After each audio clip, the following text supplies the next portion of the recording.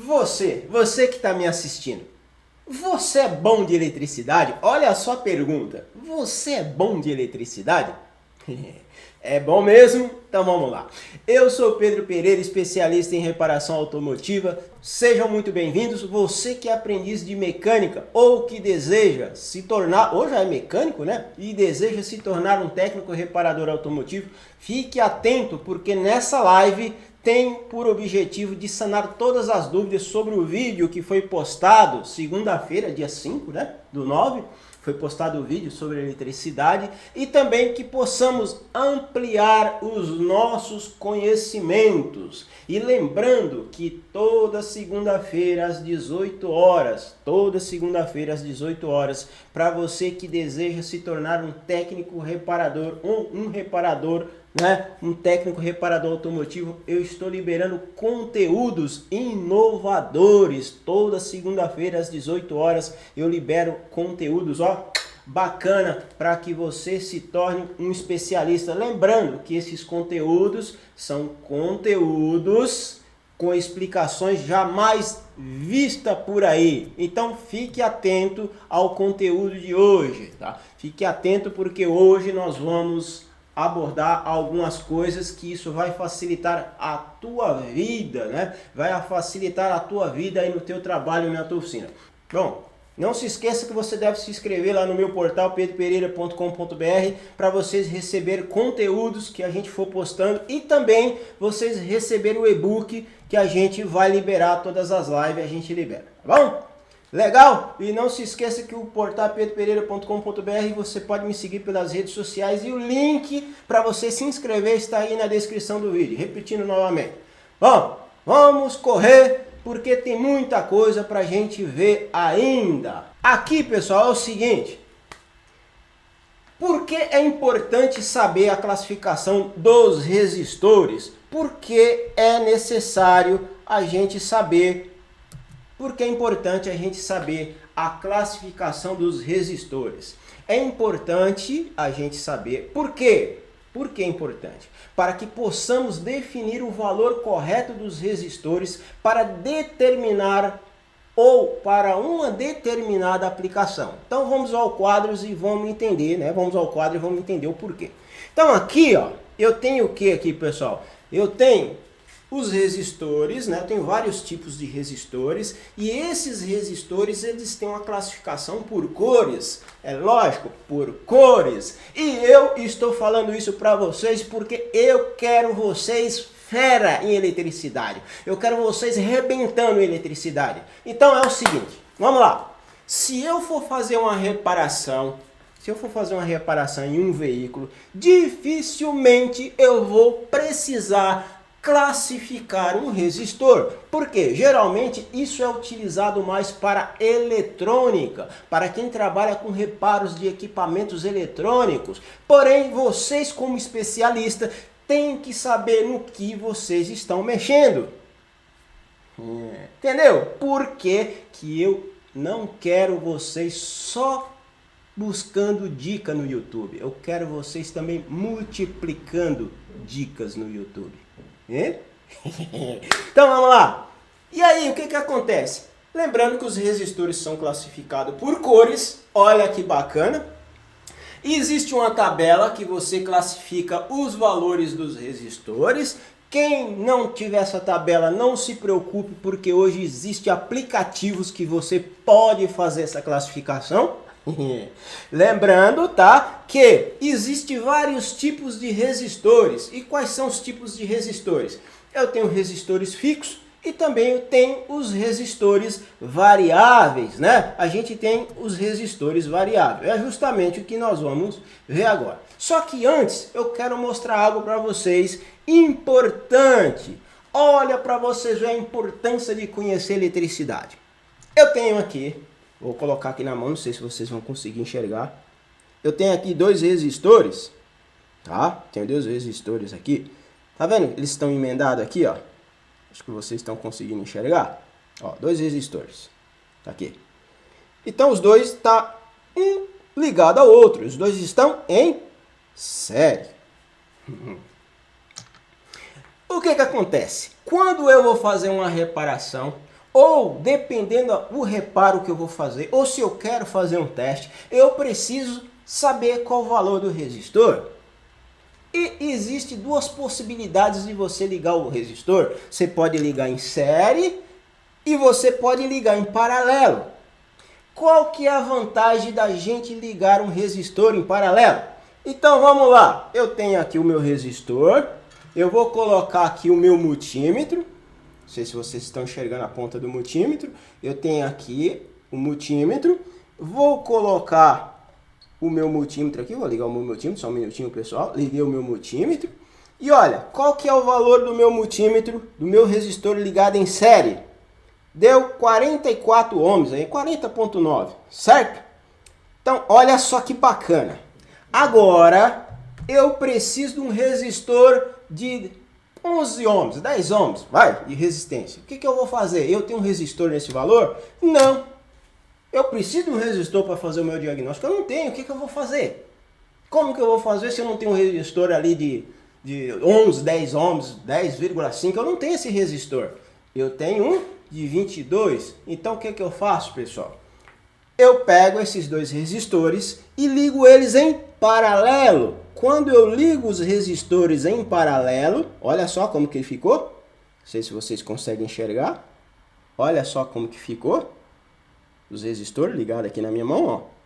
Eles estão ligados em paralelo. Então, vamos ver qual que vai ser o valor.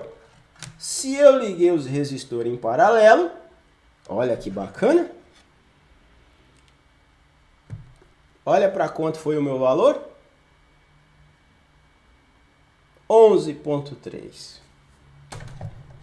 Ou seja, quando eu ligo os resistores em paralelo, a resistência tende a ser a menor das resistências. Legal, Pedro? E isso para mim o que me interessa? Sabe quando que você vai sentir falta disso aqui?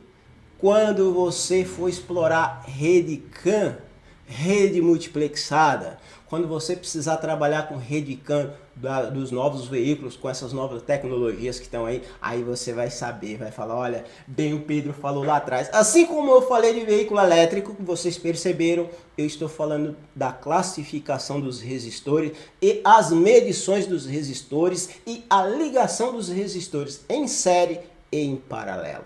Olha só. Falei? E olha, vamos lá, mas isso é só uma dica. Tem muito mais coisa para a gente explorar. Vamos lá. Falamos dos resistores e agora nós vamos falar um pouquinho mais do que? Você sabe como fazer um diagnóstico em uma resistência variável? A gente está falando de resistores, né? É necessário que entendemos o que é um resistor. Olha, a gente já entendeu. E por quê? Para que possamos realizar um diagnóstico. Como que eu vou realizar um diagnóstico de uma coisa que eu não sei como que funciona? Então, eu preciso saber como que a resistência variável funciona. Então, vamos lá. Eu estou falando do que aqui, pessoal? Eu estou falando da resistência variável, que é o que? A nossa boia de combustível, ela é uma resistência variável. Um pedal de acelerador, resistência variável. Sensor de borboleta, resistência variável. Potenciômetro de botão de rádio, resistência variável. Então vamos lá. Qual o valor que eu tenho aqui? Com o tanque totalmente cheio, a minha resistência é de 3,33 kΩ. Com o tanque vazio, a minha boia está lá embaixo no fundo do tanque, a minha resistência é de 8,53 kΩ. Olha só, estamos falando de uma resistência variável. Então a gente precisa saber como que funciona a resistência variável para que nós possamos fazer o diagnóstico. Entendeu agora por que é necessário saber de eletricidade? E tem muito mais, olha só, metrologia. Como que eu vou operar um cara desse aqui, fazer essas medições, se eu não conheço de metrologia? Como que as pessoas querem intervir em carro elétrico se não conhecem eletricidade básica e não conhecem metrologia? Agora nós vamos falar do seguinte, sensor de nível de combustível. Você sabe, ou seja, já te explicaram verdadeiramente Já te explicaram, para você que está me assistindo, já te explicaram verdadeiramente como que funciona o sensor de nível de combustível? Ah? Olha, é o seguinte,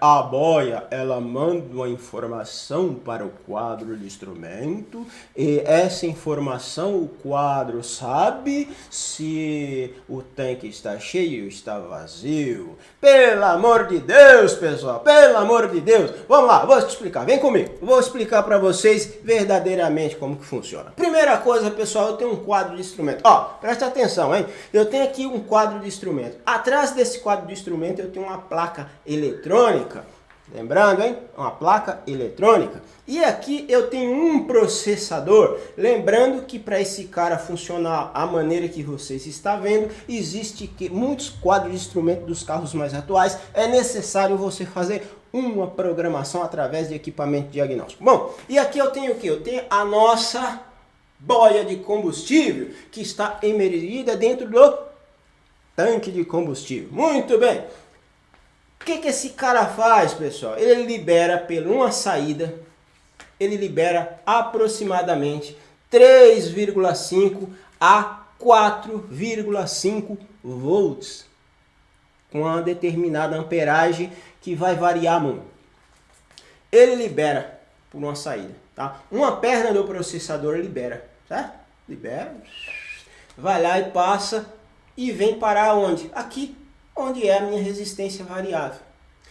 Lembra que a gente viu lá atrás que quanto mais tiver levantada a boia, menor é o meu valor de resistência? Então o que vai acontecer? Quando a gente enche o tanque, a boia sobe. Se a boia sobe, a resistência cai. Se a resistência cai, a amperagem devolvida pela essa outra via aqui, que está mais ou menos, está em amarela aqui, ela é maior. Quanto mais alto tiver a minha boia, maior a amperagem que está sendo devolvida para a nossa placa, que vai parar na outra perna do processador.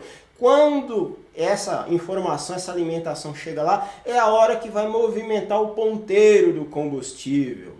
Então, tem uma outra coisa importante, que é o que? Essa tecnologia, ao receber de volta aqui a amperagem, ela consegue processar se a boia está conectada ou não. Porque ela pensa o seguinte, espera aí, eu mandei 4,5 volts para a boia, ela teria que me devolver inicial aqui, vamos dizer, ela teria que me devolver 0,3 volts. Não está me devolvendo nada, então ou essa boia está com problema ou está desligada. Aí grava varia. E aí é que vem a jogada, pessoal. Porque tem muito carro flex que ele começa a fazer a leitura para adaptar o combustível a partir do momento que você enche o tanque. Desligou a chave. Você desligou a chave, ele memoriza uma posição do ponteiro. Se ligou a chave de novo, o ponteiro está na mesma posição, ele fala, o cara não abasteceu. Ligou a chave, o ponteiro subiu, ele fala, o cara abasteceu. Opa, deixa eu ver que combustível que esse cara colocou. Ô, módulo de injeção, ó, o cara encheu o tanque lá, ó, eu quero ver aí que combustível que esse maluco colocou. Aí é onde que começa a fazer o aprendizado. Então, a partir do momento que eu tenho uma avaria na boia, o que vai acontecer? No nível, sensor de nível de combustível, não vai devolver a informação correta para o quadro de instrumento. O quadro de instrumento não consegue repassar essa informação, além de gravar a avaria. E nós não estamos falando de eletrônica, não estamos falando de injeção eletrônica, não estamos falando de um nível avançado, estamos falando apenas de eletricidade básica. Bom, transistor. Nós vamos falar do nosso transistor. Para que serve o transistor? Inúmeras funções. Ele pode servir, pessoal, o transistor você pode usar como interruptor. Você pode usar o transistor como regulador de tensão, inclusive dentro dos carregadores de veículos elétricos lá, eu falei lá que tem o que? Transformadores, são os transformadores, ele faz essa transformação através de quê? Transistor e grandes capacitores. Bom, o que mais que ele faz? Ele regula a tensão, ele serve como controlador, ele também pode ser usado como amplificador e outras coisas mais. Mas vamos entender como que esse cara funciona. Bom, existem vários tipos de transistor.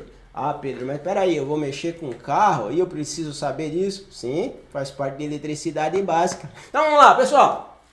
Tá aqui o transistor. Calma aí. Tá aqui o transistor. E existe dois tipos de transistor. Existe o transistor NPN, existe o transistor PNP. Qual que é a diferença? Bom, dependendo do tipo de reparação, ou dependendo do tipo de transformação, ou dependendo do tipo de adaptação que você vai fazer. Pessoal, só fugindo um pouquinho. Nas minhas aulas de eletricidade básica, que eu costumava fazer dentro das montadoras, a gente colocava uma prova para o aluno fazer. E qual que era essa prova? Era ele usar transistor, tá? Usar transistor para fazer o quê? Para fazer interruptor de ligação de luz de teto. É um exemplo. Resistência. Ligar, por exemplo, eletroventilador, ventoinha de radiador, fazer a ligação sem resistência, primeira e segunda velocidade através de relé. Então a gente colocava essas provinhas lá para o cidadão fazer, só para vocês terem uma noção de como é importante isso daqui. Bom, então vamos lá, tá aqui o transistor, já falei, né? O que eu tenho aqui de diferente? Vai depender muito para que você vai utilizar um transistor. Então, você como técnico, você tem que saber para que você vai utilizar um transistor diferenciado, o NPN ou PNP. Então vamos entender aqui, o que é o nosso transistor NPN, negativo, positivo, negativo. Ou seja, ele emite pelo coletor e sai pelo emissor. E o meu outro é positivo, negativo, positivo. O que ele faz? Ele emite pelo emissor e sai pelo coletor. Olha que bacana. E agora vamos entender como que esse cara funciona. Bom, vamos lá, pessoal. Aqui é o funcionamento do transistor. O que acontece? Eu tenho aqui um volume que está passando aqui, é um tipo de um duto, né? Está passando um volume líquido por aqui, vamos falar que é água. Está passando por aqui. No meio eu tenho uma tampa que está regulando a passagem da minha água. E na base, então eu tenho coletor, emissor e base. Não é o que eu tenho aqui, ó? Eu tenho base, coletor e emissor. Aqui também eu tenho coletor, base e emissor. Então eu tenho aqui o meu emissor, a minha base e o meu emissor. E como é que vai funcionar? Eu tenho um líquido passando por aqui e essa tampa é que faz a vedação para não deixar o líquido passar. Se eu vou na base e eu coloco uma pressão, um volume de água por aqui, o que ele vai fazer? Ele vai levantar a tampa. Então, quanto mais eu aumentar o meu fluxo de água, maior vai ser a força, mais para cima, né? Levanta mais a tampa, vai levantar mais a tampa e maior vai ser o meu volume de água que vai passar pelo meu transistor. Então é a mesma coisa que vai acontecer na eletricidade. Quanto mais alimentação eu colocar na base, maior vai ser a passagem de corrente que vai sair do meu emissor e vai sair no meu coletor. Lembrando, pessoal, que toda segunda-feira às 18 horas estou liberando conteúdos inovadores com explicações jamais vistas por aí. Se eu fosse você, não perdia. Então, fique atento. E você que deseja se tornar um especialista fazendo diagnóstico e reparação automotiva 10 vezes mais rápido, fique ligado aos conteúdos que estão sendo postados. E você que assistiu esse vídeo até o final, quero te deixar o meu muito obrigado. Isso demonstra que você quer se tornar um especialista em reparação automotiva, fazendo diagnóstico e reparação 10 vezes mais rápido. Então não esqueça de fazer a sua inscrição no meu portal pedropereira.com.br para que você possa receber conteúdos complementares a esse vídeo. Desde já agradeço a sua atenção. Meu muito obrigado. Tchau, pessoal!